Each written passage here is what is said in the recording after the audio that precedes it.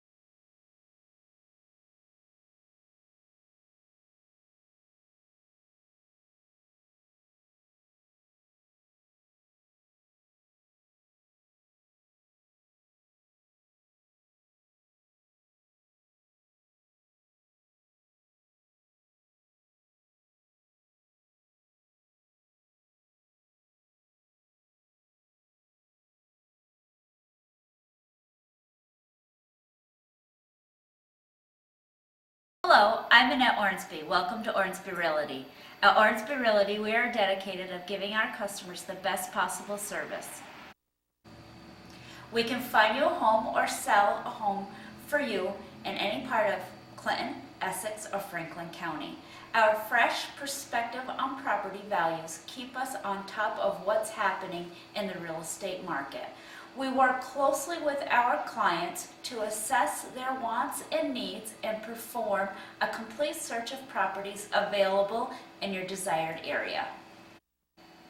We can assist you with the purchase of any home in the Clinton County MLS system. Let us help you as a buyer or as a seller's agent. We have agents ready to help you 24/7. Give us a call at 518-324-4600. Water Systems Incorporated is ready to help with all your water pumping, filtration, and drilling needs. Our skilled professionals use only the finest tools and materials to get the job done and get it done right. We offer a range of services including complete water well systems, drilling, repairing, and reviving of wells, and hydrofracturing. We service all brands of pumps and all major brands of well tanks. And we always offer expert advice. To learn more about Adirondack Water Systems, call 518-647-1228 or visit AdirondackWaterSystemsInc.com. All right, thanks, guys. I'm here with two-time Janus Steel Tiger Sportsman track champion, Bucko Branham. Bucko's from Plattsburgh, New York. Bucko, assess your season in 2010. Were you happy with the second place finish to Robin in the point standings? Assess what you did right and what you did wrong. Were you happy with everything in 2010? Actually, we started the year off wrong because the first race, Robin and I tied for the first race, and I actually had my transponder like a half-inch off, so that cost me the race. But that probably cost me the championship also. But I couldn't lose it to a better guy though. My nephew Robin, he's strong every week, and hopefully we can go at it again this year. Turning the page to the 2011 racing season, Bucko, any new sponsorship on the car this year? Yeah, we picked up Michigan's Plus. We also, we kept Bud Light, which is always good for us, and the Liquor and Wine Warehouse have always been great. We picked up Daniel Signs. They do a lot of stuff with us also, and Plattsburgh Paving. They come on board with us. We're still looking for more, but I mean, just to help the car throughout the season. But it's been a good season so far. Any plans of running the ACT Tiger Tour in 2011? I understand Tom Curley has instituted 5 different events for the Tiger Tour at 5 different tracks. Airborne having the 5th and final race of that series. Any plans of running that? We were planning on it, but it's not really cost effective for us because, I mean, you have to have your motor sealed at both places, and it's just too much money to have our motor sealed with an ACT seal. I'd love to run with them guys. I mean, I'd love to run all the other tracks also. Most of them I've already ran, but I think we could really give them a run for the money. But that's the way it is, Bucko, assess the health of the Sportsman Division in 2011. I know a couple of guys have moved up from the Renegade series. We have Keith Pelkey and Dave Rabtoy. Talk about how tough those guys are going to be in 2011 moving up. Any competition is great for our division. I mean, I welcome anybody. I mean, I think it's the greatest division we have. My opinion, because I've driven everything. And to me, these are the hardest cars to drive, and they're probably the most fun for the money. I know it definitely teaches throttle control. You guys are racing, I believe, 350 engines on an 8-inch tire, moving around the Airborne half mile at about 19 seconds a clip. I know it's one of the best support divisions in all of America, and that this Tiger Sportsman class is going to be ultra competitive in 2011. Bucko, during the wintertime, you can't slack off. You invest a lot of time in the race shop during the cold North Country winter months. Yeah, I'm in the garage every night, 7 days a week. If I'm not working on my own car, I'm working on somebody else's. I just love doing it. I mean, I don't charge very much, but a lot of it's gratification. When, like, for instance, Billy Twaits last year. I mean, he did great. I mean, we helped him out last year, and I just like seeing guys come up and appreciating it, How much time and effort does it take to make a car successful? I know a lot of man hours go into these things. Yeah, it takes a lot of time. I mean, you have to be really, really devoted to what you're doing. And I mean, if you're not going to spend time and do it right, I mean, it'll show on the racetrack. I mean, you look at Robin and I mean, we put a lot of time in, and it shows, you know what I mean? 12 races between us last year, we won. I mean, it's all what you put into it. Is there a set goal for 2011? Is your theory to win races this year and the point standings, it'll kind of work its way out, or is the goal to get number 3 in the last 4 years? I want to win as many races as I can, because it pays better for one, but just the gratification of winning as many races as you can, and of course I want to win the championship also, All right, Bucko, we want to wish you the best of luck in 2010. I know we have a lot of people in the stands that are going to be rooting for the number 20, and we'll continue more of the Airborne Preview Show, Segment 1 from the Crate Memorial Civic Center in Plattsburgh on Motorsports Magazine, next. With me now is Morris Forks, New York driver Jamie Begor. Jamie, you finished 4th in the point standings a season ago. What's your general assessment on the 2010 season for you and your team? It was a good 2010. We started off really good for the first 10 races. I don't think we finished out of the top 5. Then the last 2 or 3, or 7 or 8 races, we had some bad luck come our way. But overall, it was a good year. We ended up 4th overall, so it was a good year. Any new goals for the 2011 racing season? Oh yeah, we always set our goals fairly high. Of course, we always want to win that track championship, and I think we put ourselves in a good position this year with a new car. I know everybody in Moores has their business name on your car. Any new sponsorship in 2011 jumping on board? Oh, we got a lot of the same ones that supported us since day one, which was about 14 or 15 years ago. We did grab a new sponsor, G&L Construction. But other than that, we've got the same ones that we've always had, and without their help and support, this wouldn't be possible. So pretty much the same ones we've had from the get-go. Last year, Robin, Wood, and Bucko Branham were very strong all season. They almost had a flawless season.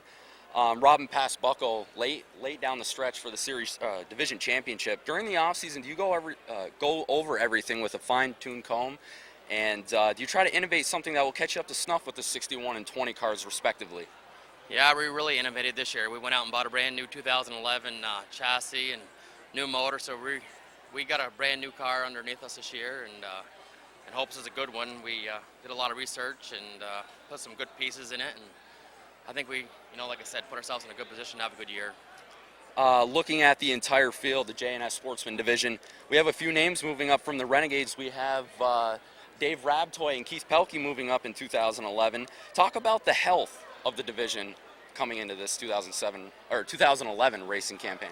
It'll be great. I know we lost a few drivers and we got a few more coming up, and watching Keith and Dave Rabtoy race, they seem to be really good racers, and that'll be good growth for our division. They'll be a big help.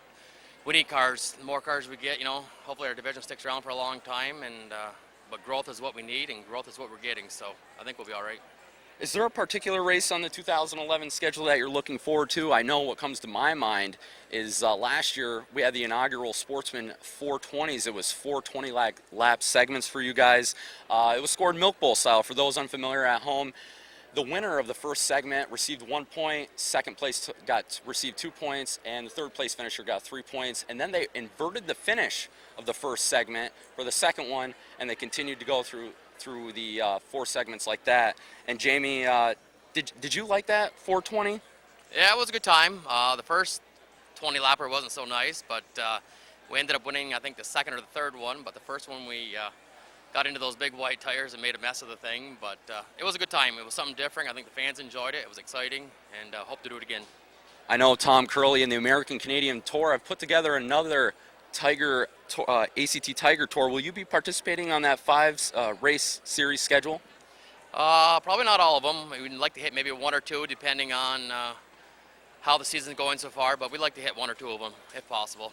But you will be participating in that ACT race at Airborne, the Tiger Tour show? It looks like we're going to with the old car, maybe. With the old car. Is there any modifications you need to make to the car to make it ACT legal? Yeah, we got to go back down to a 3-inch spoiler.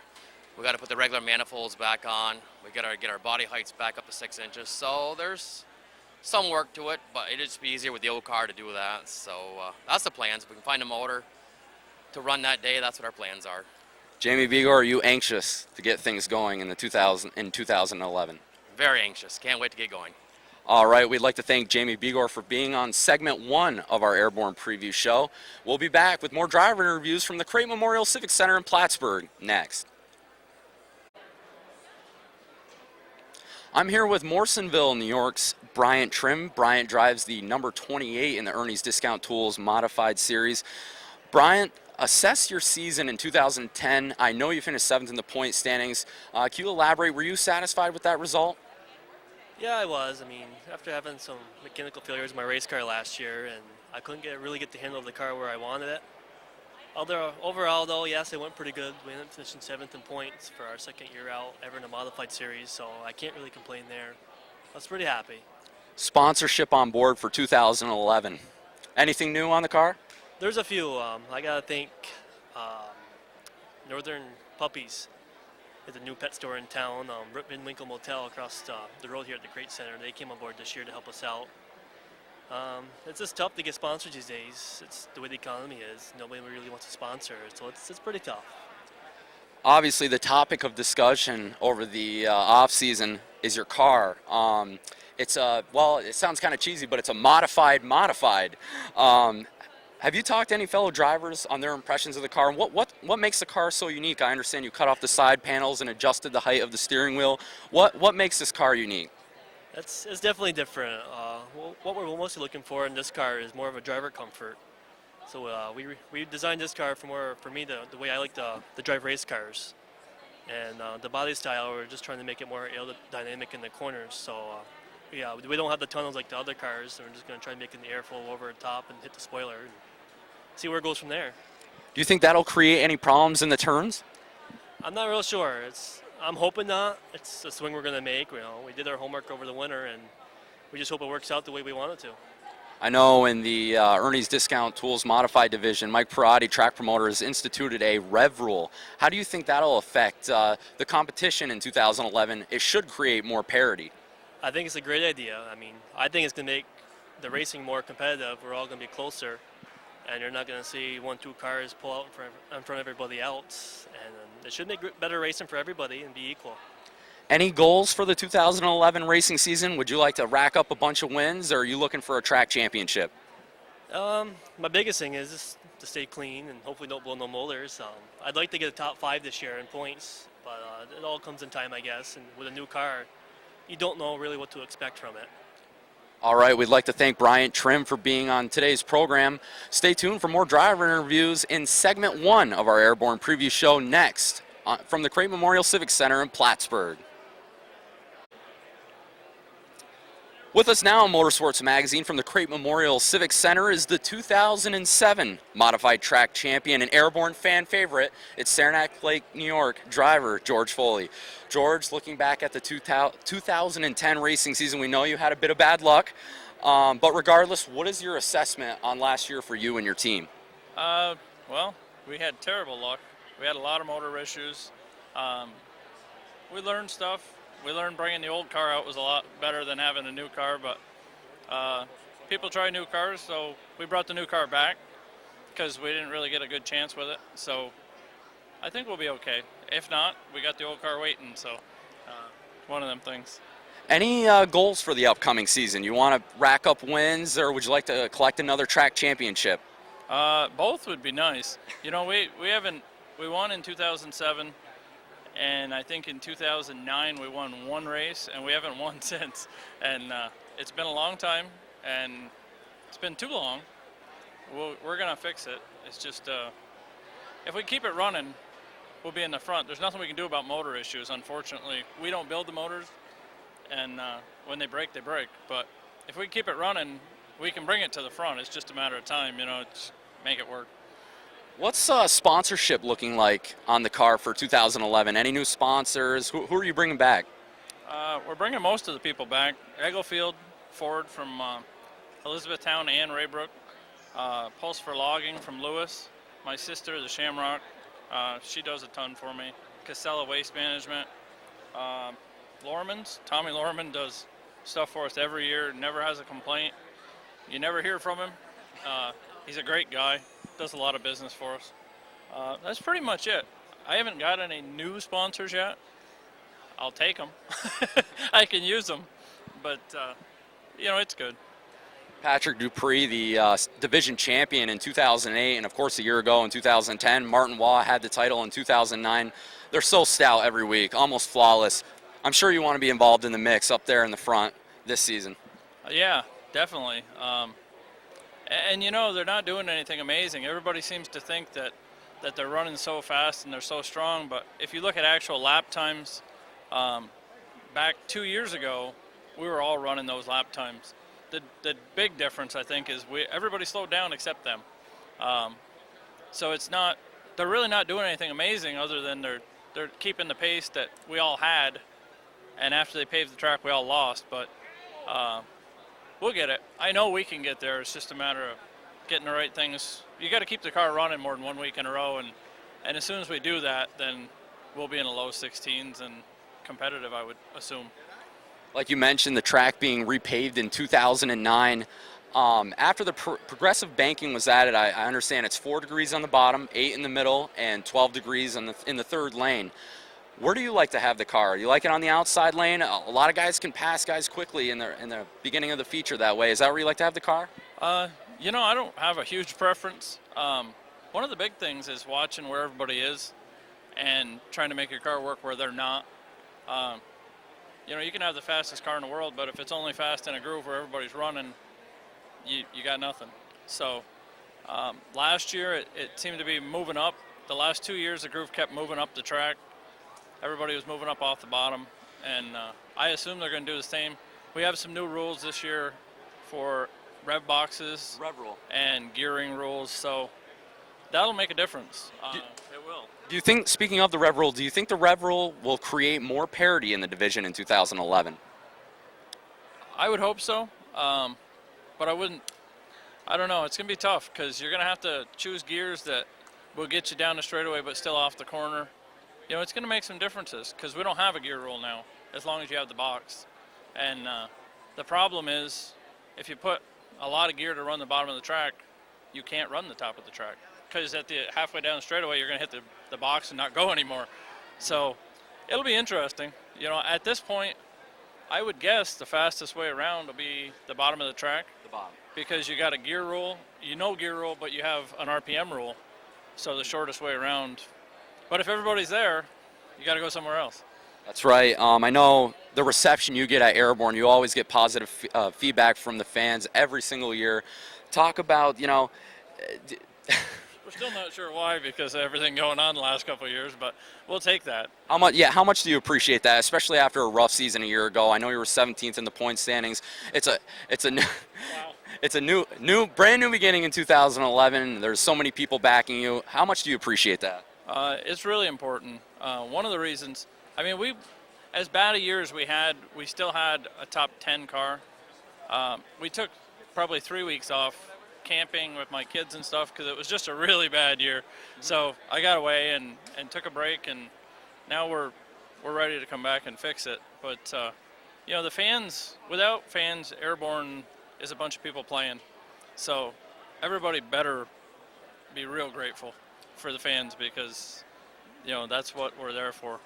But part of the game. We've had so many problems last year and half the year before that I used to go to the stands a lot. I like going to the stands. I like seeing the people. And I haven't been able to because the car's always broke. So this year we'll get the car so it's not breaking and everything's good, and I'll be back in the stands seeing people because that's half of what I go for. You know, it's a lot of the fun for me. Any plans to run any other different racetracks in the summer? This summer, I know Devil's Bowl and Malta. They've gone to a NASCAR sanction. I know you've had some experiences there in the past. You used to race at Malta on the dirt a few times a year. Any plans to race anywhere else with the modified in 2011? I believe Mike is trying to set up a race in Canada at a track. If that happens, we'll probably go. You're probably not going to see me at Malta or Devil's Bowl much, if at all. I don't have the time really with the kids and everything, so I don't really want to go. I want to support Airborne, hang out here and play, and if we go anywhere, we'll go race on the dirt somewhere once in a while. But other than that, no, I'm Airborne. Is there any particular event on the 2011 racing schedule that you're looking forward to? I know the first race of the year, 50-lap Syracuse qualifier. Everybody wants to run the small block 150 down at the Moody Mile. Is there a particular race you're looking forward to? I know the Apple Bowl 100 late in the season. I believe it's in August. You look forward to those extra distance races? You know, I like the long races. They seem to suit me. I can hardly ever get through them lately. Something's always breaking, but our car is usually real good on long runs. So I like them. I don't really, I'll be honest with you, their schedule's sitting on the hood of the car, and I have not looked at one. I know the first race at Airborne is May 7th, and I show up for it, and if we got to run 50 laps, I run 50. If we run 100, I don't really sit back and go, you know, we're going to show up for these really extra prepared. I just don't. I show up at every race trying to win, so we're going to have fun one way or another. George Foley, are you anxious to get things going?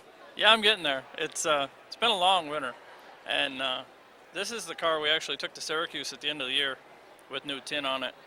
So we figured out some more stuff, and yeah, I'm ready. My motor's done. I just gotta go pick it up. So yeah, why not? All right, we'd like to thank Saranac Lake, New York driver George Foley for being on our Motorsports Magazine segment. More driver interviews from the Creighton Memorial Civic Center in Plattsburgh next on Motorsports Magazine. With us now is the driver of the number 3 Banker's Orchard Pontiac from Morrisonville, New York. It's Danny Sullivan. Danny, 17th in the point standings a year ago at Airborne, not running a full-time schedule. Assess you and your team season in 2010. We missed the first 8 or 10 races. Managed to finish, like you said, I believe 17th in points. Won driver of the year, or most improved driver of the year, and had a top 5, couple top 6, 7. Finished 8th our first time out. Just wanted to avoid trouble and get some finishes, get the seat time. Sponsorship for 2011. What's it looking like this year? Anybody new on board? I'm sure your Banker's Orchard is going to be on the side of the car. We'll have Banker's Orchard on the car. McSweeney's Red Hots is coming back. Key RD Trailer Sales is coming back. We got Josh LeWare Black Topping. We're hoping to get Taylor Reynolds to come back, and Jolly Good Promotional Goods, and we're looking at Philion's Painter. I know. What are some goals for this year for 2011? Is the goal to rack up some wins, or are you looking for a track championship, top 5 finish in the point standings? What's your goal for 2011? My personal goal is a win. Top 5 in points would be awesome. I'm not going to get greedy and say I'm going to go out and win the championship. I'd love for it to happen, but we got our work cut out for us. I'm just looking for a top 5, get a win or 2. I'd be happy. What are some of the changes you've made to your car over the offseason? I understand you have a new body on the number 3. Yep, it's a new ARP body. It's going to be the G8 decals. It's pretty much the same as last year.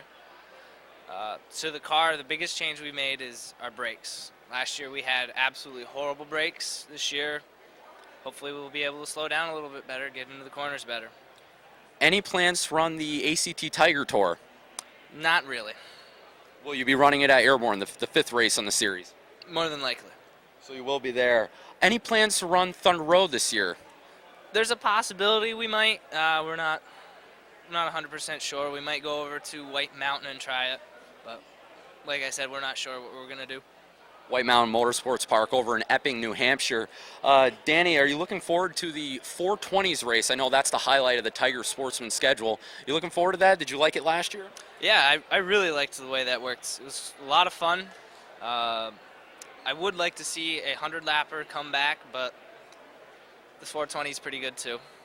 How much time and effort, I know a lot of man hours goes into these cars, how much time and effort does it take to make a successful car go at the Airborne half mile? There's not enough time in a day. You look at Bucko and Robin Wood, the top 2 guys, they got more hours in their car and it shows out on the track. All right, we'd like to thank Danny Sullivan for being on our program. Stay tuned for more driver interviews from the Great Memorial Civic Center in Plattsburgh, New York, next. With me now is the 2008 and 2010 Ernie's Discount Tools Modified Track Champion from Saranac Lake, New York, the Pistol, Patrick Dupree. Patrick, welcome to the program. Patrick, in 2010, you ended up winning the Modified Championship in dominating fashion. You ended up beating second-place finisher Martin Waugh by 112 points. Assess your season for you and your team in 2010. We started out really good. It was one of those just really stellar years where you don't have a lot of bad luck. We were consistently top 5. Every week just brought our A game to the track, and we got a really good crew between Wes and Andy Costello and myself and Jason and everyone who helps out. We have a really good crew, so it's you're bringing your guns loaded every week, and it really panned out for us. What's on tap for the car in 2011? Talking about sponsorship, what do you have under you for this season? We still have Saranac Country Store. They're helping us out. Fournier's Trailer Sales in Vermont. They're helping us again this year, and we've got a couple other prospects and people that are coming on board this year that just want to be affiliated and kind of a good friendship deal. So we're looking forward. It's always good to have our sponsors come to the racetrack and stuff too. So we have a lot of support with them, both money-wise and moral support. So. Is it the same car as you had last year? Same chassis, motor? What's new on this? Yeah, the car's the same, but I bent the front clip at Syracuse, and we had to obviously change the front clip, so we kind of changed a few things around on it, some front end geometry ideas that Wes had, and but essentially this is the same car. It's my favorite car. It was kind of a shame when I hit the wall at Syracuse. It was like, oh God, I killed it. But we'll see how it goes. I don't think it's going to be anything too different. It's hopefully, if anything, it's just a little bit better. I know Wes Moody is a vital asset to your team. Talk about the importance of Wes Moody setting up your race car. How does he contribute to setting up the car, and do you collaborate ideas with him during the race season? Yeah, we're pretty much have the same mindset. I sort of more follow him than he follows me. He's been doing it a little bit longer than I have, so he really. It seems like anytime we do something a little bit wrong where the car wasn't 100%, he's first thing in the morning give me a call and be like, I know what we did wrong. Whereas like it'd take me a little bit longer to figure it out if I ever did, So he's really, really smart with the chassis, and our engine builder, Andy Costello, he's also a very good chassis man, and between the three of us we kind of collaborate, and it works out really easy for me because all I really have to do is just tell them what's going on, and they're a lot smarter with that stuff than I am anyway, so I just let them kind of make the calls, and Wes usually makes the right move. As you noted earlier, you had to replace the front clip at Super Dirt Week. Do you plan on attending Super Dirt Week 2011? Yeah, we're planning on going there, guns loaded. We were running really good last year when I kind of made a mistake on one of the restarts, and this is sort of my fault. Long story short, ended up getting into the fence, but the past few times we've been there, we've been really fast. So we're going to bring our guns loaded and try to run up front, not just go there and have a good time, kind of which is what we started out doing, but now we'd like to go there and win the thing. I know back in 2009 you finished 7th. Talk about the success in that race. What happened? Where'd you start in the field? What was going on in 2009 in the 150? Yeah, actually in 2009 we finished 7th. Probably had the worst car that we had in the 3 years, and it was kind of just a rate of attrition, guys blowing tires and dropping out of the race. I finished the race with no brakes. I remember coming into the pits at the end because I hit something on the track, piece of mud or something came up and knocked the brake line off and squeezed all the brake fluid out, and just finished that race by luck of the draw at 7th with attrition. And then 2 years ago we were running up front, we were leading the thing, and broke a panhard bar. And that was probably the best car we had. That was one of the fastest cars there. And then last year, there again, we started out a little slower, but it started, by the time feature time came around, we were really fast. And then I did a bonehead move and kind of bumped into somebody on a restart and piled it up. But that 7th place finish was probably the worst car we had for the past 3 years there. Going back to weekly racing at Airborne, often the mindset on a typical Saturday night is how fast can I get to the front because the 90 is right behind you, Martinois. How do you weigh between being patient and picking the right time to go in a 30-lap feature? Every time I've ever tried to be patient, it has come to bite me. It's like, even in a 50-lapper or 100-lapper, it's when you're racing with guys like Martin and, George, and there's a handful of other guys that on any given week are just going to, they're going right off the bat just because you have to.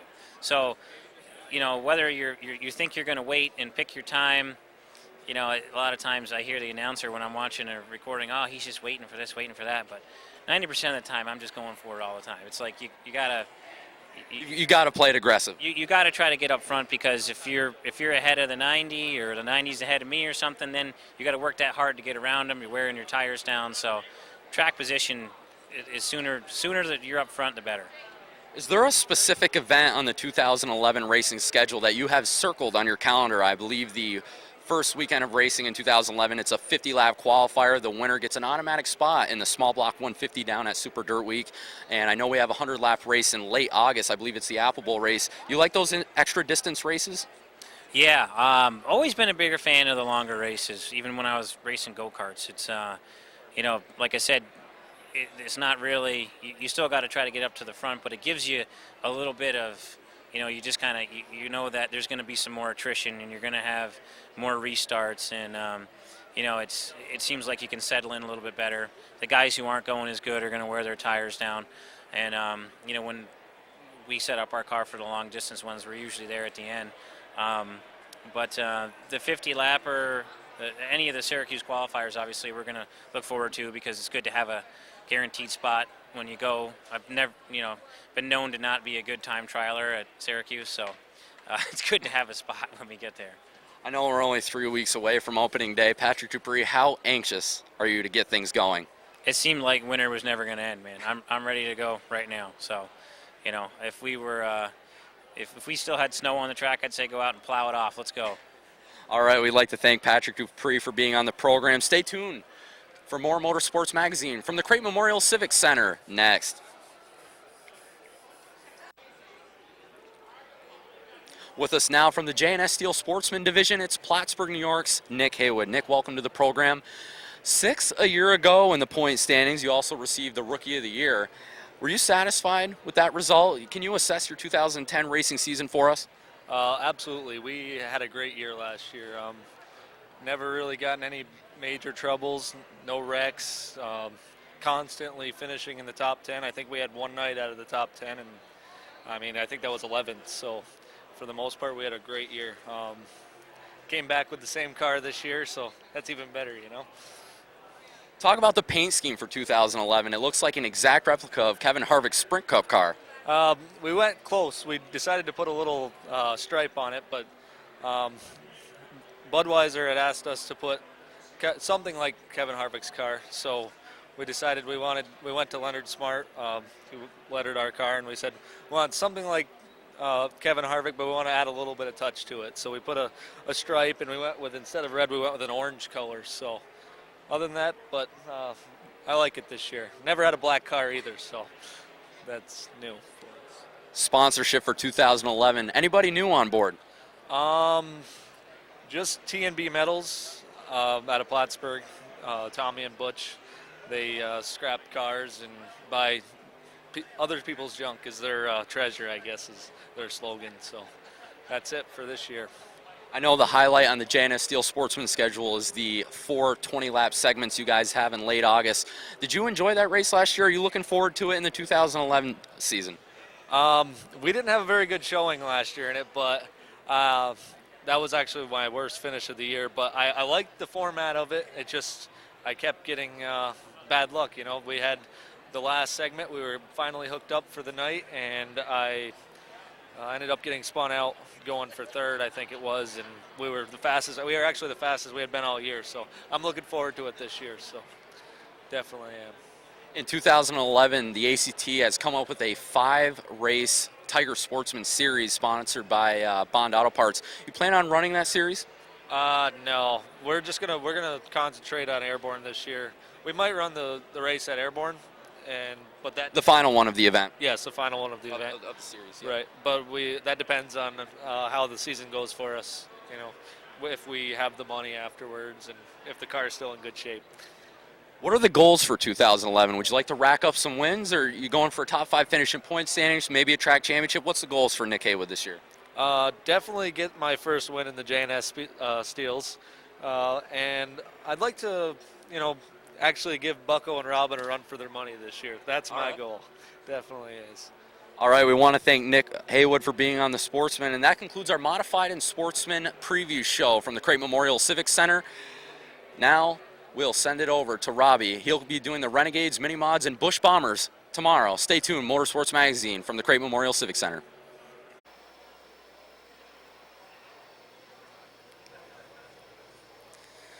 From the Crate Memorial Civic Center, right now we have Curtis Seymour Jr. He's from Plattsburgh. And we'll start off, Curtis, asking you, how was your year in 2010? Assess that for us. 2010 was a learning experience moving up to the Mini Mod division.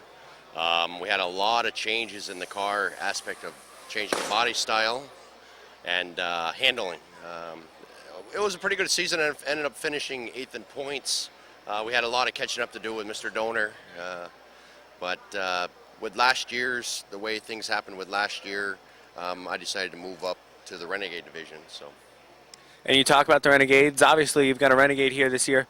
Talk about, what may have been your thought process. I know you touched on it a little bit, but go a little deeper into your thought process of moving up to the Renegade class. Well, as I discussed last year in last year's interview, I spoke with Lonnie, Joe Warren, in regards to moving up, and I wasn't going to settle for a car that wasn't capable of my driving ability.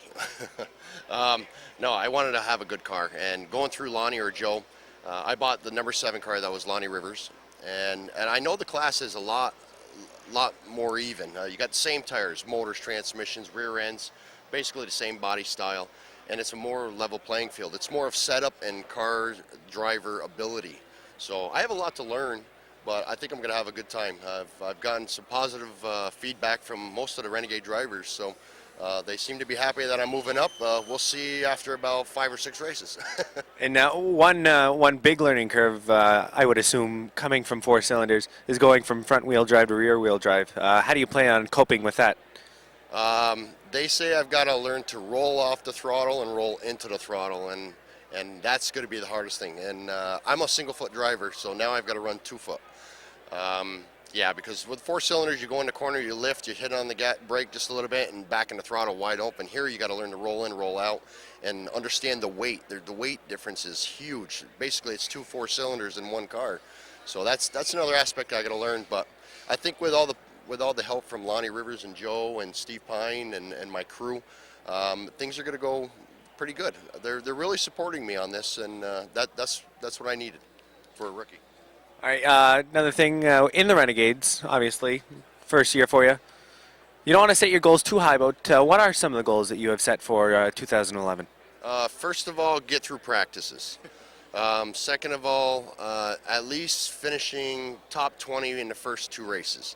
Then slowly, gradually move up, top 15, top 10. I'd love to have a top 5 within half of the season. That's my goal, to be in the top 5 in the half of the season.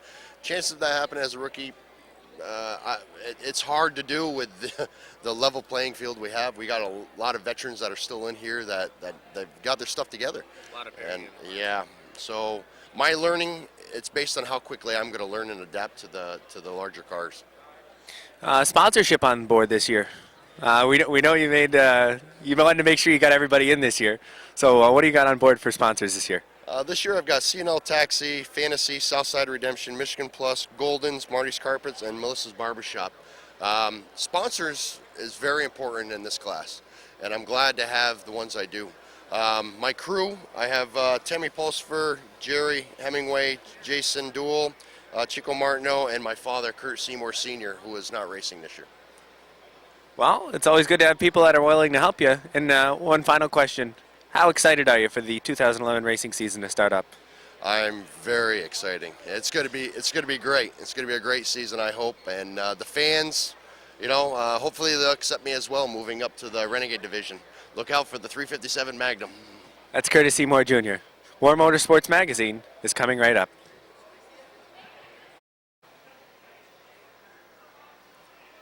Welcome back to Motorsports Magazine, now joined with not necessarily a stock car driver, but somebody who helps out around the track, Dave Justice. And Dave, we see you very often at Airborne Speedway. And what is it that you do at Airborne Speedway? Well, we work the little clown car, ride the kids, bring in candy for the children to give away during the intermission, and the money that we raise from the clown cars, what we use at Christmas time. We did 685 kids last year for Christmas, and we have a food shelf at our home, and oh, good Lord, we help battered women and children, and as far as anything that we can do, families that burn out, that don't have insurance and need furniture, I collect used furniture all year, and so I help them out with that, and it doesn't cost them a nickel, not a dime for anything. And all the money we make out of the car, and we travel to children's homes with this little car here, and spend the day with kids and ride them in it. And this year here is 41 years I've been doing it. And say some people around the community want to help out. How can they contact you? Well, they can call me at 643-0855. It's a Prue number. Or I live at 316 Soper Street in Morrisonville, and they're welcome to stop by at any time and see what we do, or visit with us, have a cup of coffee. And if they've got some extra food they want to donate, we'll take that. Anything to help us out to keep going. Well, thank you very much, Dave, for the work that you do for everyone around Clinton County, and we'll look to see the #1 clown car riding around the infield, giving kids and your assistant, Patches the Clown, a ride. Also, more Motorsports Magazine coming right up.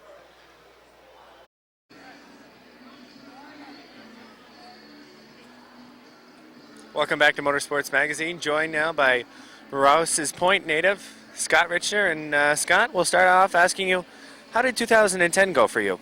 It was definitely a good year. I finished second in points. It was a little bit of a controversial end of the year, but, well, I had to put that behind me and look forward to this year. Talking about that points medal last year, that was one that went right down in the final night, and I believe there was the controversy you're talking about was a mishap in turn number 4, and not everybody's going to be happy after the end of the race, but when you watch the tape, there really wasn't anybody at fault in that incident. But now let's talk about this year. You got to move up to the mini modifieds and inform us. Why do you have to move up to the mini modifieds? Airborne has a rule with the Bombers. You can only race with 3 years or less experience, and 2010 was my 3rd year, so I had to move up, and I'm looking forward to it. There's a bunch of good guys in the mini mods. It should be a good year. In the mini modifieds, rather, it's the same it's the same car, obviously, 4-cylinder, just some different modifications. You've got the front fenders off, and there may be some other little rules that not everyone would know. Just the race car drivers that really get under the hood and whatnot would know. But what are some of your goals moving up into the mini mod division? Honestly, I'd just like to finish the year with a clean car and hopefully get a top 10 in points. I think it's kind of a lofty goal for a first year, but I like to aim high. One thing that you'll notice this year, we usually call them grape ape. Not as much grape purple color on the car this year. You went with black, purple, and yellow. What was your thought process there? I just thought it was time for a change, new division, and everybody was expecting me to show up with a purple and green car, and thought I'd surprise them a little bit. However, you still got your purple in there, and you've got your purple flames going on the left side. But sponsorship on board this year. Who you got on board? I got a lot of help from the lacquer shop in Plattsburgh, Bushy's Auto Repair, Duck's Auto Parts, Larry Matot's Auto and Paint, and Morse Fork Sheet Metal also helped me out. And as far as help with the car, I had a lot of help from Rick Donor, helped me with the front end, and a buddy of mine, Travis Sherman, he's racing the Bombers this year. He did help me with the body work and painted the car for me, and Bill Joyle did an awesome job with the lettering. So, I had a lot of help. This definitely wasn't all me. And as you mentioned, the more help you get, that much easier it is to get you to that first day of the season. And that leads into the question, how ready are you for the 2011 season? Other than fabricating the front end, there's nothing different on the car. It's the same motor, haven't touched anything. Right now, the only thing I have to do before practice and inspection next weekend is put a new safety harness in it, because that was 3 years old and there's a 3-year limit on it. That's Scott Richner, everybody. More Motorsports Magazine coming right up. Welcome back to Motorsports Magazine, joined now by Lance Rabtoy from Fairfax, Vermont. And Lance, we'll start off asking you how 2010 was for you. It was an excellent year. We led 3/4 of it probably, leading to points. Had a couple mishaps throughout the end of the season. We were consistent, top 10s every week. I think I had 2 races out of the top 10. Would have liked to clinch the title, but it was good to see Kevin clinch it. It was well earned. I was always there. I went into the last race with just a mindset that third was, I just had to start the race, whether I finished or not. So I just kind of got in a position where I could finish out the year good with a clean car and let things unfold the way they did. And we'll move on to this year and hope for a championship maybe this year. So. Talk about your off season for between 2010 and 2011. How has that been for you? Well, this year's been a struggle. I've had 2 shoulder surgeries over the winter, so my dad and my crew chief Mike have done a lot of work on the car. I haven't been present for a lot of it, so I give them a lot of credit for what they've done for me, and I really appreciate everything they've done for me. And we worked really hard. Done a lot of stuff to the car. Same car really, just gone through it front to rear, and we're ready to roll. It's time to go. It's always good when you have that extra help that you can rely on when something happens to you. Now 2011, what are some personal goals? Are you going to set your goals a little bit higher, knowing that you were third place last year? You know, I set one, last year was to win race, and I set that the first race of last year. But, this year I just want to go into the mindset, of just, win some races. The points, after seeing how last year fell and, everybody kind of psychs himself out with the point thing, I kind of want to just, go and win races and have fun and try to keep it that way, And if you do win races again, the points are gonna follow. So I'm just, I'm hoping for a good finish, good turnout, and a good top 5. Love to take the championship, but me and the other 25 that I'm racing against, so it's, we're gonna take what we can get. We should have a good year. So. You mentioned other drivers in the Renegade Division. One other driver that's you don't have your tag team, your brother. Dave has moved up to a Sportsman, but go ahead and talk to us about the Renegade class this year. How do you expect that to be? Well, I think it's going to be good. It looks like we got a good car count. We got a lot of new guys. I know Dave sold his car to Joyle, and I think he's going to do very well. I know we got a couple new guys coming up that are coming out of the Bombers or the mini mods, and I think they're all very respectable, good drivers in that class. So it's going to be really beneficial for us. We've had a few of ours move up to a division, including my brother. So I think all in all, I think it's going to be as good as a year, if not better than last. And on a last note, what's your sponsorship looking like for this year? This year it turned out really good. We lost one or two, but we gained a couple. So all in all, it's a wash. But as we all know, things are tight. But for everyone, and but it's a sport we love, and money's really not the thing why we're in it. It's about racing, the passion for racing, and that's why we do it. So. One last thing that just came into my mind: how'd the hockey season go with your kids? I remember you always told Rob that your kids played hockey. How'd that go? It went all right this year. They did make. In the States, they won 2 and lost 1. They went back again, and then they lost another, so that put them out. So I think they played a total of 4 games. So it wasn't too bad, but a lot of work. Spent a lot of time around the ice for sure.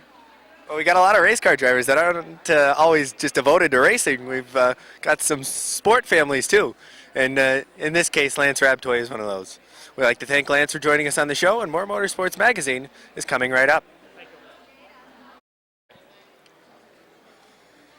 Well, back here on Motorsports Magazine, joined with Swanton, Vermont's Dave Rabtoy. And Dave, we'll start off the same way we ask everybody. How was 2010 in your mind? I think it was good. We started with another new car. Took us a month or so to get it going, and midway through the season we started coming around and had some top 3s. We got a win end of the season and ended up 4th in the points. So overall, yeah, good year. Now looking at 2011, we just got done interviewing your brother Lance, and we said you guys can't have the same tag team that you had last year as you've moved up into the Sportsman class. What was your thought process there? It's something I've been wanting to try for the last few years, and the opportunity finally came around. Billy Joyle bought my car, so I had the opportunity to jump into the Tiger and found a decent deal, and we went through it, and we're going to give it a shot for this year. What are some goals? Being the first year, you don't want to set your goals too high, but what are some of the goals for your first year in the Sportsman class? I'm not setting my goals too high. I want to obviously stay out of trouble, get some seat time, learn the car, learn the adjustments and what they do. Rookie of the year is something I'm shooting for. Certainly a category you can get. Yeah, I think that's achievable. I want to be able to at least be in the top 10 weekly. We'll see how it goes from there. And something with the Sportsman class last year, not necessarily the highest class in car counts, but with some new guys moving up this year, I believe there's only one that I can think of that hasn't committed to returning. But hopefully car counts get up and parity throughout the class, and not see as much of a domination show from Bucko and Robin. Well, that's hopeful. It's going to be tough. Those two guys are very good. When you can beat those and or even run with them is what our plan is for now. And but it's good to see some new guys coming up, and I think it's gonna be good for the division. How is sponsorship looking this year for the Swanton, Vermont driver? It's pretty good. We've got our Island Excavating. He's been back for, I think this is 6 years now, and he's done a great job. I can't thank him enough. I wouldn't be doing it without him. And we've got a few new ones on. Parts Store has been with me for a while. Advantage Rental. They took a year off, and they're back this year, so it's looking pretty good. One thing in the sportsman class that you don't necessarily see as much in the Renegades, the extra distance nights or races. The 420 lap event is also on tap for this year. What's your how excited are you for that night? I think that's going to be a blast. I wanted to get into this division for the longer races. I know in the Renegade Division, the 50 lap races, the longer races, I've won 3 of those. I like the longer races. The longer the better for me. The downside to it is the 420s with the inverted field. You're going to have to earn it. It's going to be tough, but I'm looking forward to it. I think it's going to be fun. And one other thing that we haven't touched on yet, is there any learning curve going from the Renegade to the Sportsman, do you think? Oh yes, definitely. Same chassis, but a lot more adjustments, a lot more things that you can get yourself in trouble with. It's actually supposed to be helpful, but it can hurt you if you don't know what you're doing. And I think that that's going to be the biggest learning curve, is just to get that all figured out. How closely are you watching the calendar for opening day? Quite close. We're looking forward to it. Been working on them, every night, midnight, a lot, and I'm ready to put the foot on the floor. Well, sometimes whatever it takes is what you got to put in. That's Dave Raptoy, everybody. More Motorsports Magazine is coming right up.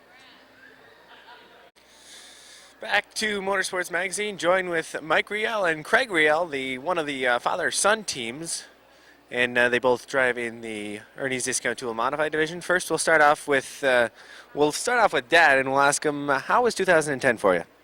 2010 went relatively well. We ended up 6th in points, solid top 10 every week. When you got 30 cars a week, that's a tough deal to do, and competition is just so close. Greg, how do you view 2010 for you? It was huge for me. Without Dad buying me the motor that I needed, it wouldn't have turned out like I had. And points didn't show that well of a season, but at the end, I went out in style. What's the off-season like for you guys? Last season, I went out and bought a new car. We bought one very similar to what Craig's got. We used to have a tall cage Bicknell, and we went with a standard cage. Freshened the motors up, woke them up a little more. Every year you got to step your program up, because if you don't, you're going to get left behind, and that's pretty much what we did. What about you, Craig? Well, it took until the middle of March for me to actually get going on it, and it took me a week. Got it all back together, and we mounted the body and went and got it lettered. Just got the motor yesterday. Let's talk about goals for the 2011 season. Well, every year my goal is to try to stay in that top 10 in points. Each year that gets more and more difficult, but as long as you stay consistent, stay out of trouble, take care of your stuff, we should be okay. Obviously, you'd love to pick another win up, but we got that first one 2 years ago, and we just want to keep digging for another one. And as I recall, that win, a very gratifying win. I would consider you a fan favorite, as I don't know that many people in the crowd that weren't clapping, as you got a great applaud from the crowd. Craig, 2011 goals. Goal, finish top 10. I'd really like to get that first win. It'd be nice. I'm close, but it's going to take that little extra. Sponsorship. Sponsorship is one thing that, with the tough economy, is hard to come by. And who do you have on board this year? Well, this year unfortunately we lost a few, but we still got Plattsburgh Radiator Custom Classics. They take care of the body for us. I've still got Bushies and Fastenal that help us out as much as they can. So, like I say, anybody's willing to help us out. We're open for suggestions. So. And we know you guys are teammates, but we did talk, and there's at least one that's different. Craig, who's on board with you? Well, as of last year, I got Coffee Cat on top of the ones that we got, but my girlfriend sucked up to her father, and he managed to help me out quite a bit this year, so it was nice. There are some big races in both your divisions, because you're in the same division, obviously, but some big races in kicking off the year. Certainly a big race, the 50-lap race, and I believe the Apple Bowl 100 late in the season. How do you prepare for the beginning of the year? Well, everybody looks forward to the races starting. Myself, it's more of a relief, because the majority of the work is getting a car prepared. Once the car is prepared, you just have to focus. It's a race. You can't look at it as a 100 lap. You can't look at it as 30 laps. It's a race. Pace yourself, and you got to get in. Number one, you got to get in the show. Well, same question to you. How do you prepare for the 2011 season? I take the same approach. I mean, once the season's here, you just try to keep your stuff together, qualify for the races, and stay out of the messes. And one last question. Is there an event in particular that you have circled on your calendar? We're kind of looking forward to that St. Croix race. You know, it's always fun to get away. No pressure, no points, nothing, none of that deal. That's the one I'm kind of looking forward to. You know, it brings everybody together, gets the team. We can all travel, go one time, go away. No pressure. The biggest thing is no pressure. The weekly racing is just so much pressure, you know, because everybody say points aren't important, but the first thing that you're asked is, well, how'd you do? Where are you in points? You know, so it's kind of induced pressure on our own, and to get away and not have any pressure, that's what I'm looking forward to. Yeah, a spot that if you make a faux pas, then you know you can get away with it much easier. Craig? Every race is important because I want to get that first win, but I'm really looking forward to that trip to St. Croix. It's going to be fun to get away. I haven't had a chance to race on many different tracks, so it'll be nice. That's the father-son team of Craig Riel and Mike Riel. Now we're going to have cameraman Gene Gagne from OutsideGroove.com go around and give you a look at the race cars here at the Crate Memorial Civic Center.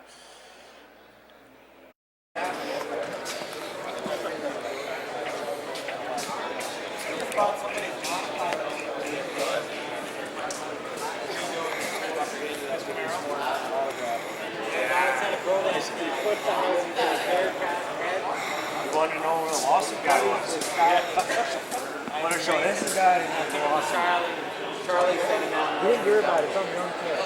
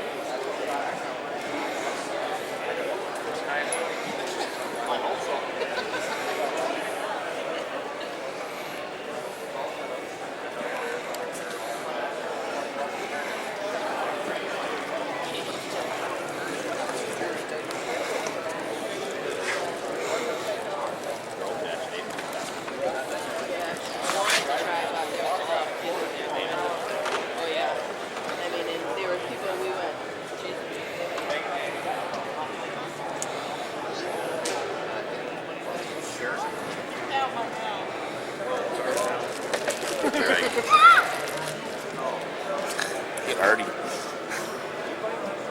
think a lot of them, what they create over time, there's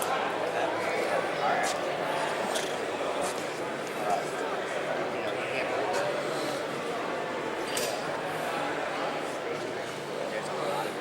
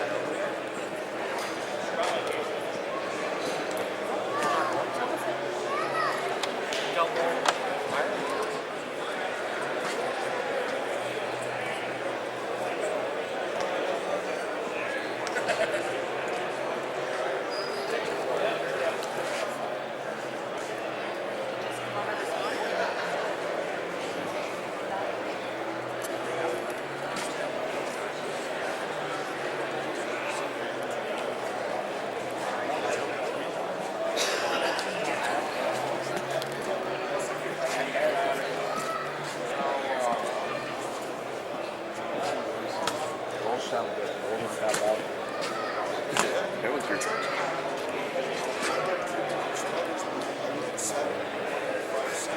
Same staggers 14 inches. So it's the same. Paint. Tires and shit. That's what I'm telling them to do. Just have low tire.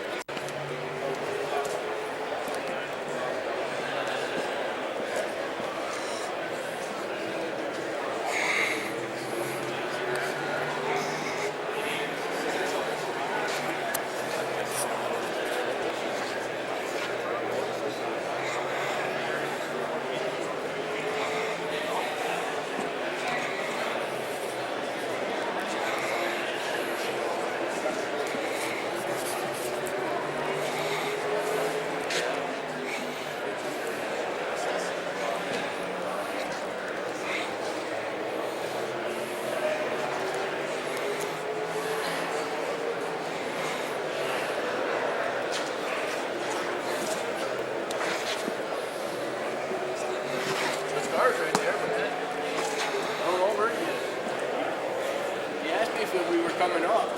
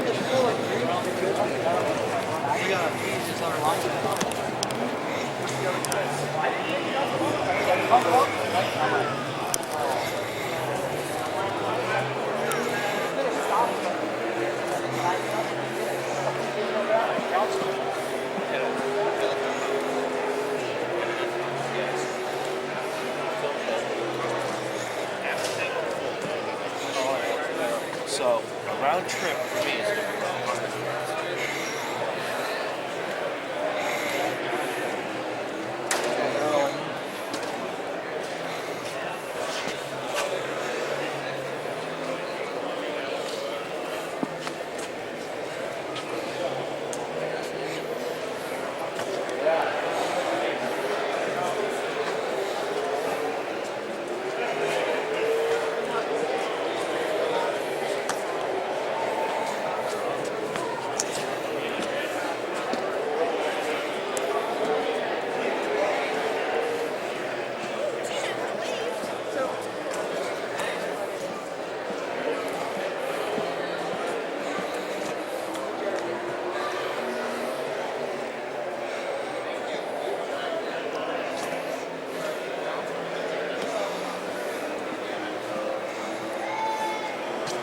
Thank you.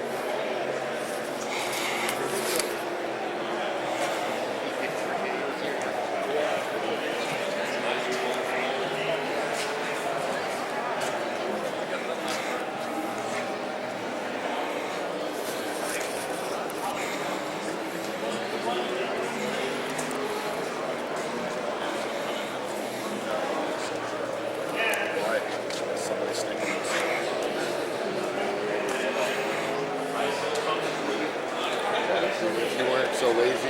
You're supposed to wave. I think there's a crowd.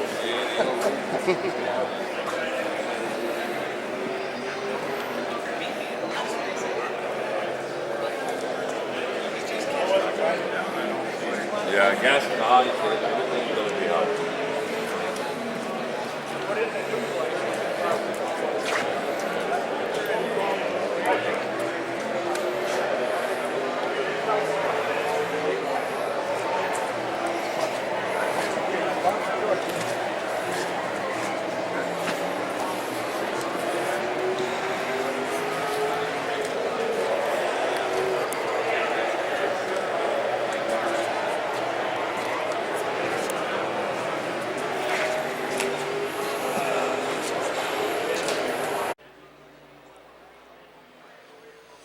Thanks, Gene, for the look at the cars, and we're back here with Dan Brown from Sutton, Quebec. And Dan, how was the 2010 year for the Sutton, Quebec native? Real good year. 2010 was real good. We gained a lot.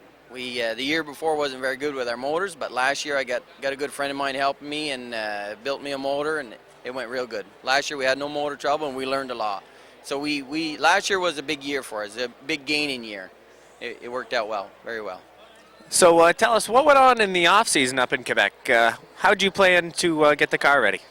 Well, just put a new body on it. My motor guy, of course, he built me a brand new motor. Our other motors are being refreshed, so we're going to come down with 2 real good motors. And like I say, the car's all rebuilt new, so we should be in good shape this year. We're going to have a good year. Plus, changing my number this year also is a big deal. This is the number I always wanted. We changed the number, so I think we're going to have good luck. Goals for 2011? Winning. Big deal. Yeah, winning. What about where would you like to see yourself fall in the point standings? Well, obviously as high as we could. We'd like to be in the top 10 for sure. That would be real good. So we're going to work for that. We're going to work hard for that, real hard. Now, is there an event on the Airborne schedule? I don't know if you've seen it yet, but is there an event in particular that you are looking forward to at Airborne?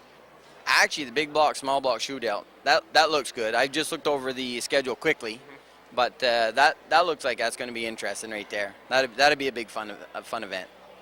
Now, sponsorship this year. Looks like you got somebody new on board.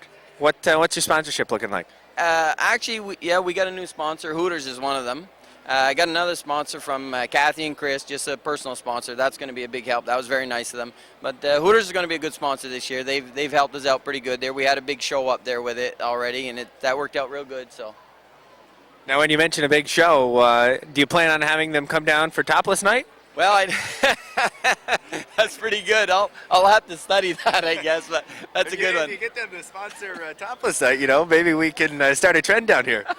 Yeah, that's a good one. That's a good one. Yeah, we're going to think about that one. All right, that's Dan Brown. More Motorsports Magazine coming right up.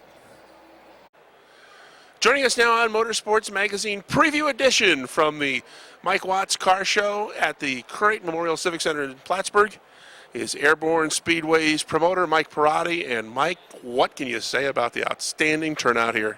It's the best ever. It's amazing. Every year I think it can't get any better, and it just does. These guys put a tremendous amount of work and effort and pride into these cars. It's the best field of cars that I've ever seen. 2010 was an outstanding season at Airborne Speedway. The plans are even bigger for 2011. Well, yeah, I guess, we're doing a lot of the same stuff. It looks like all the car counts are up from last year, which again amazes me with the way the economy is. It just shows how dedicated these guys are and how much fun they're having. And I couldn't be happier, I tell you, as a promoter. I'm more proud of these guys. It's amazing the amount of work that they're doing. And we do have a really good schedule. I'm really happy with the schedule this year. It's going to be a lot of fun. Rob? One of the things that we typically do when we do this interview with you is we first look back division by division to the previous season and then talk about the upcoming season. So let's start with the Ernie's Discount Tools Modifieds. As you just mentioned, car counts are up in the Ernie's Discount Tools Modified division. Last year, 25 to 30 modifieds on a regular Saturday night. The car counts are up. How? With the economy the way it is, and with the number of problems that we hear at other racetracks, and yet the modified count, the top division at Airborne, is increasing. How do we account for that?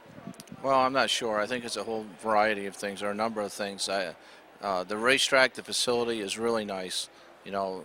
Steve Fuller and the guys have made a really first-class facility for people to come to. It's clean, and it races very well. The track that we built is a ton of fun to race on it, and I think the guys really enjoy racing there. You can race and you can pass, which is not typical of all racetracks or all asphalt tracks. The employees that we have, the staff that we have, are just really, really good. They like what they do, and they treat people fairly, and they're friendly. So, I mean, that's all part of people wanting to race here. In the Ernie's Discount Tools Modified Division last year, Patrick Dupree winning the track championship. Martin Tanawa, those two drivers really were very successful last year, won a majority of the races in that division. And I know that the track has made some changes in the rules department for the Modified Division for 2011. Tell us about some of the changes that have been made. The biggest change that we made was we've instituted a rev box for the ignition, which only allows the motors to turn 7,600. With a gear roll, we had hoped that we would keep it at 7,600, and what has happened is a couple guys have really got their cars going a lot better than everyone else. It's just twofold, two reasons why we've instituted this rule. And one is that we have some guys that are turning, because they're going through the corner so well, 8,000 RPM or 8,100, and it makes it look like they got an extra 50 horsepower. So with putting this, and then the other guys with the cars that weren't working as well couldn't even get to 7,600. So now by putting this rev box in, the guys that were turning 8,000 will be backed up to 7,600, and the guys that weren't at 7,600 put some more gear in, and then be at that RPM and it'll tighten up the racing. You're still going to have the same guys in the top 5 at the end of the year if you're looking at the points. That's the way it is. They, for whatever reason, they have better prepared car, more money. It's the same every. Yeah. And it's a really tough sport, and they happen to come across a setup that works for them, and it just takes time to get to that level. These guys that are in the front, Wes Moody's raced forever. He maintains Pat's car. Martin Roy's an excellent racer, and John Claude Fortin, who owns that car. There's others. I mean, you look, Leon Gagno's third in points, and you just go down the list, and it's the same as the Cup or anywhere else. It's experience, and a lot of other things. But that, and also that gear roll or that rev box, bringing the motors back to 7,600 is going to save money. No matter how much money you have, you don't want to spend money on racing if you don't have to. And you turn motors 8,000 RPMs, and the maintenance goes up a lot. So we're going to save everyone money that was turning those high RPMs, at the same time tightening up the field. It's pretty much a win-win for most everyone. Yes, with the idea being that we may see more drivers with a checkered flag in victory lane at the end of a Saturday night in the Modified Division. Well, I'm sure you will. I mean, our car count has actually gone up as well, aside from that rule. I think we're going to have probably 3 or 4 extra modifies running on a weekly basis. We got Andy Lindemann from Albany coming up, and Jimmy Ryan is going to run on a regular basis. Yeah, Jimmy Ryan's coming on a regular basis. He's a great runner. Chris Vernhold from Glens Falls area, he's coming, and he won a feature at Malta last year. These guys have all, in Devil's Bowl too, these guys are all capable of winning here. Todd Stone's going to come a lot more, and as you know, he won the last race at Airborne. And I think we'll probably see Vince Quinville on a more regular basis, won't we? Yeah, Vince is coming every week. He actually won that last race, but then failed tech with a problem with a cylinder head. But I don't know if that would have made a difference or not. But in any event, he didn't pass tech, and then Todd got the win. But they were both fast.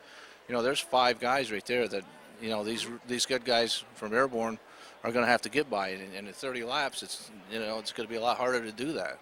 One of the things that I noticed walking around the car show is that you've got some teams that they've done some homework over the wintertime, and maybe they're trying something a little bit different to try to get themselves in the mix and compete with some of those top teams that you just referred to.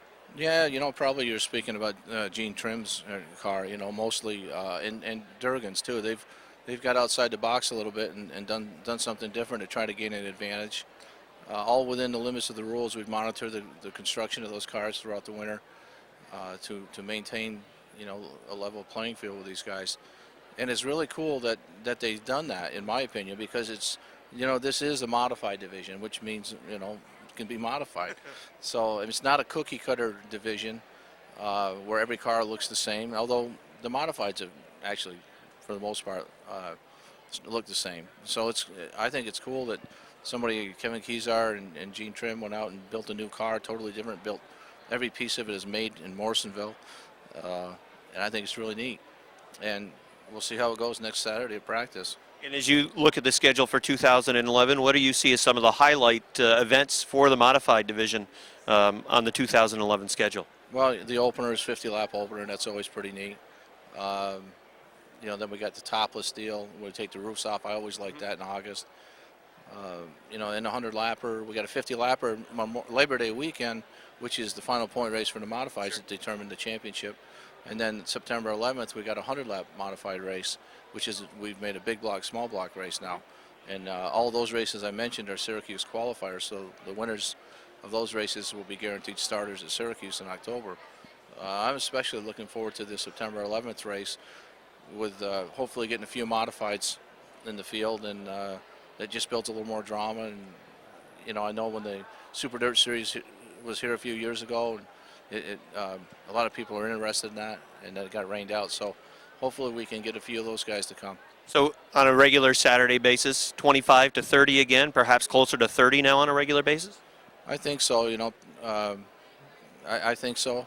You know, again, we just got to see how the economy, things are changing rapidly with the economy. A lot of variables. Yeah, but definitely I think we're going to open with 30 cars. And all right, we'll shift our focus now to the Sportsman Division.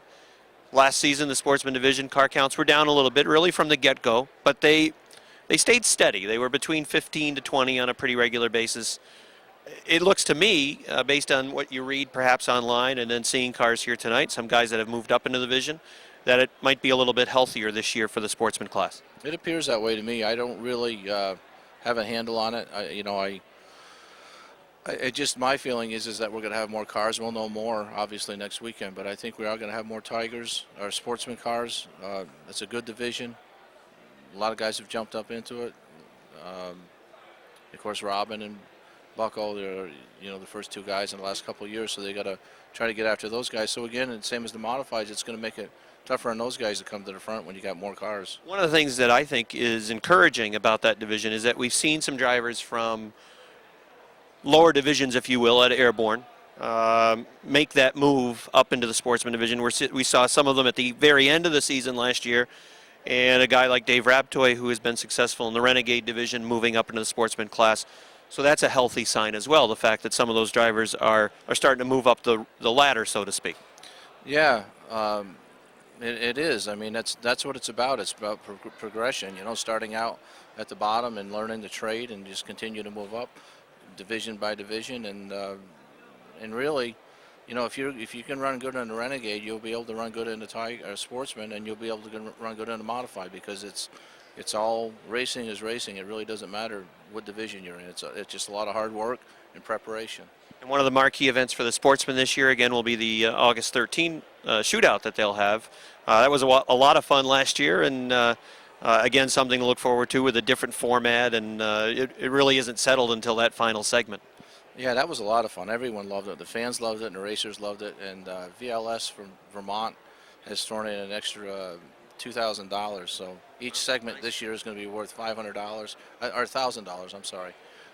Each segment will be worth $500 to win, and the overall winner will get another $500. So conceivably, someone could win $2,500 for a Sportsman race for 80 laps. That's a good deal. Yeah, it's real good. The Renegade Division has just been so steady. The car counts have always been strong. The competition, I think the points battle last year that came down to the final few laps before the track champion Kevin Boutin was decided. A lot of those names are back. There's also, again, some growth in that new drivers are moving up into the Renegades. But that division has really proven itself now through the years to be A, competitive, B, exciting, C, fun to watch, and all those ABC add up to real success for that class. A lot of people like that class the most of all the class.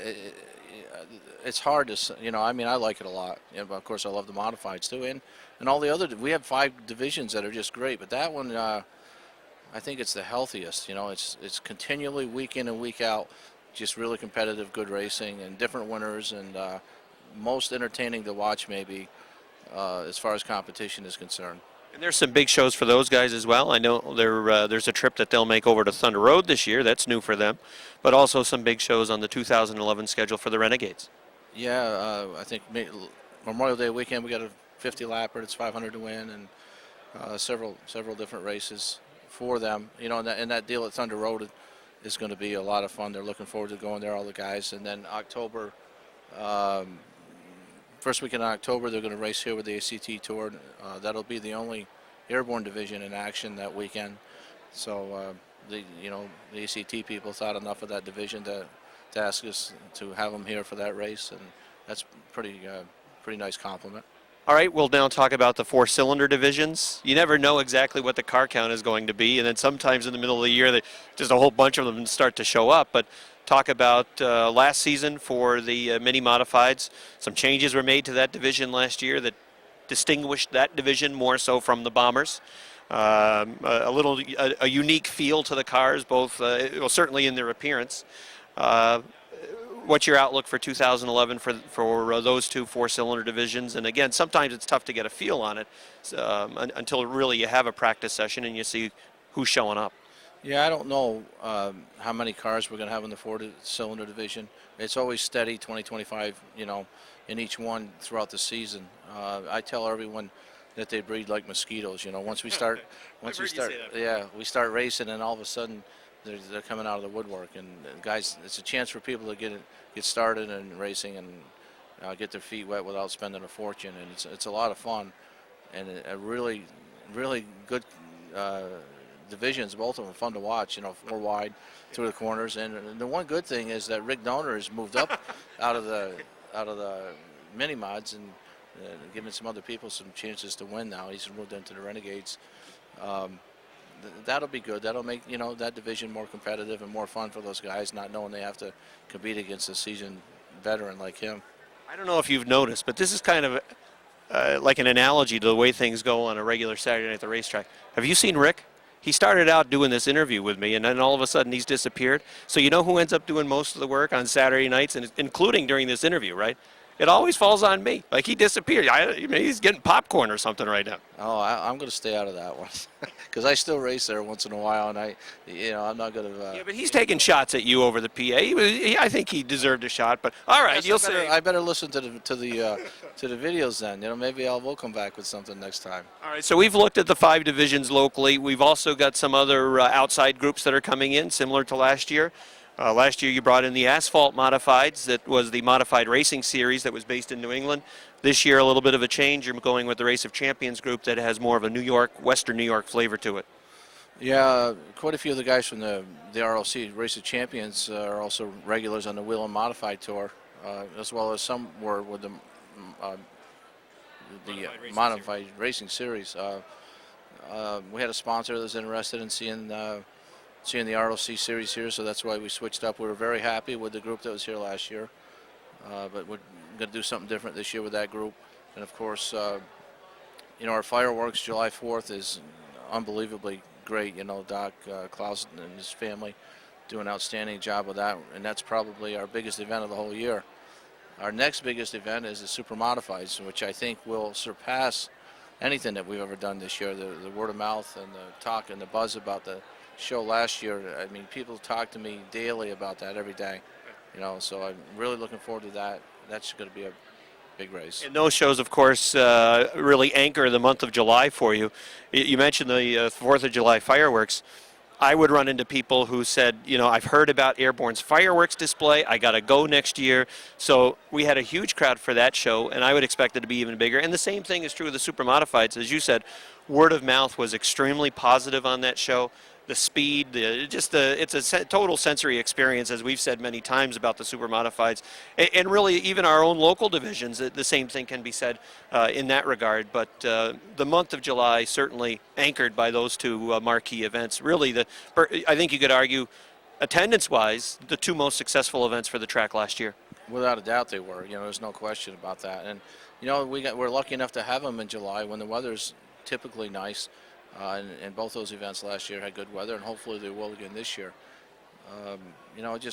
I'm excited about this year, like I am every year, but it just seems to, when I come in here and I see these cars and the work and, like I said, the effort that they put in is just amazing. And also in August, I think this is something that recently has been added, the Tobias Speedsters, who were here a couple of years ago, are coming back this season, August 13th. That's the night of that big Sportsman race. Right. Actually, that night the modifieds are in St. Croix. Right. We've had a lot of requests from different speedways throughout the Northeast to bring our modified show to their facility, and that's the first time that we're going to take the modifieds on a Saturday night and go up there, and we're really looking forward to it because we do have a lot of Canadian race fans, and we have a lot of Canadian racers, so it's a nice time. It's nice for them to be able to race in their own backyard. And that's something that has been positive over the last 5 years especially.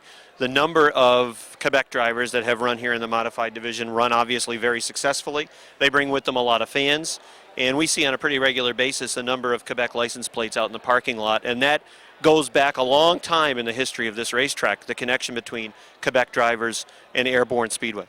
Yeah, when I first got involved in this deal, that was a goal of mine. I remember coming here as a kid in the 60s, and it was exactly that way. A lot of Canadian drivers and fans, and that was when Maurice Broderick had this place rocking, and he was a great promoter.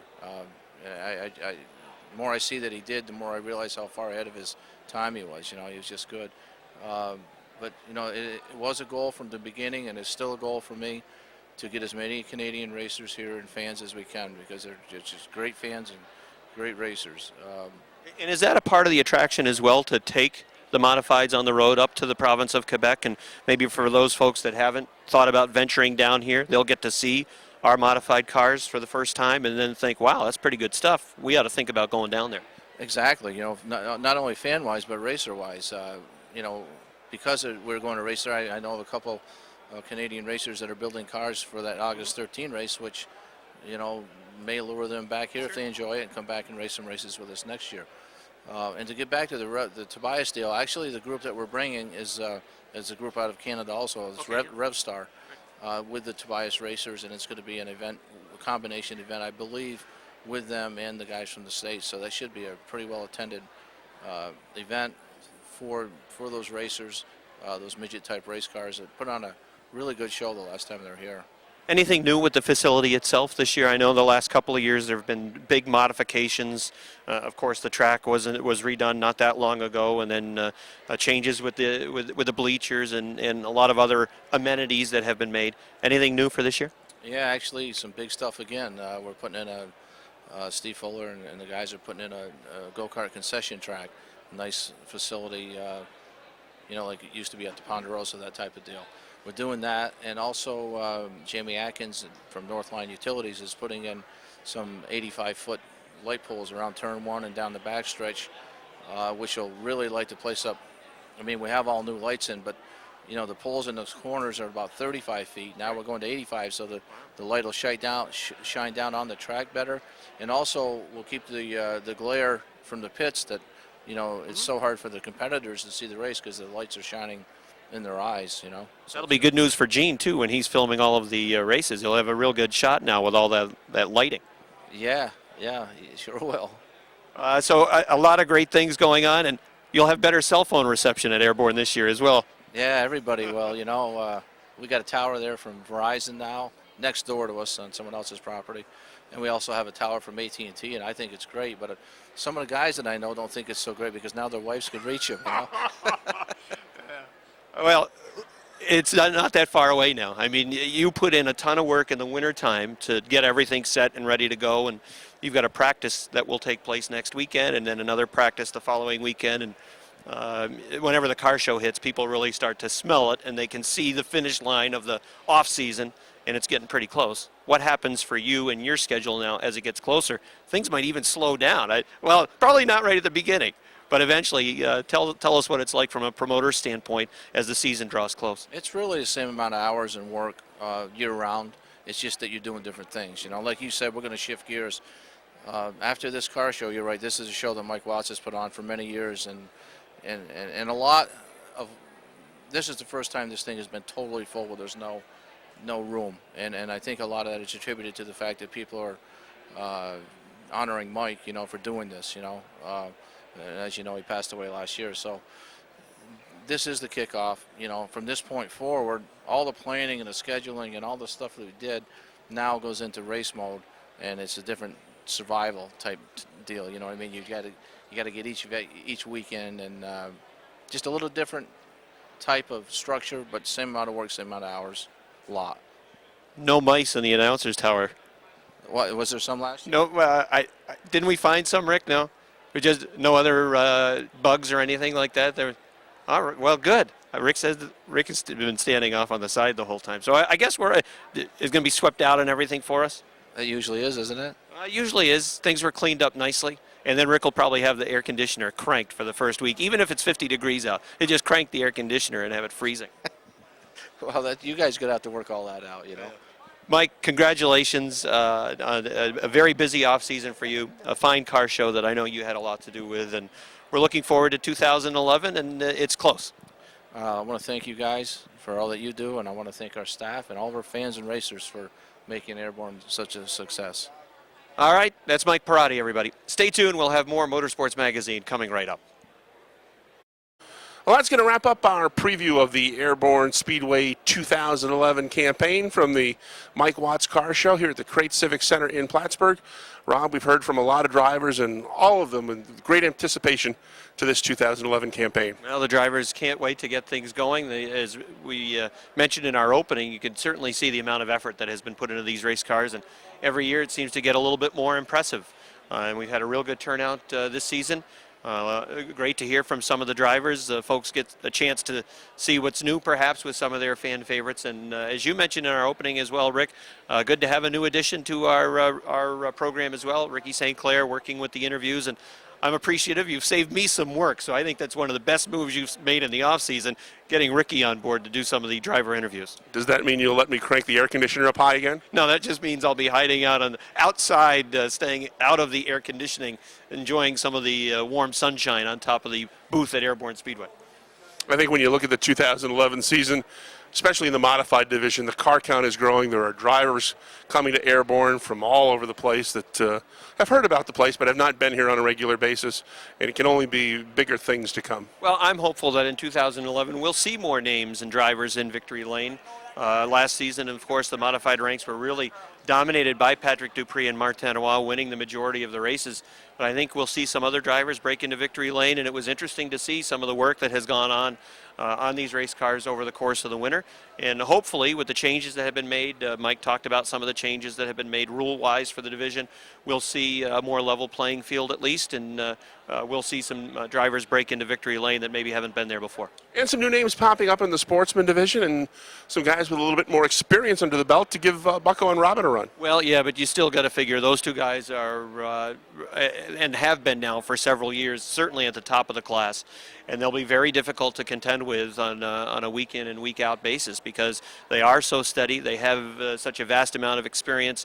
But right behind them, you have drivers like Jamie Bigor and a host of others that are in that division that have all tried to work on their setups and work on their game plan for 2011, and they want to throw their name right into the mix with those two drivers and some other drivers that are moving up into the sportsman class that will also want to compete on a regular basis and run in the top five or contest perhaps for a checkered flag at the end of the night. So I think that division will have some real exciting growth in 2011.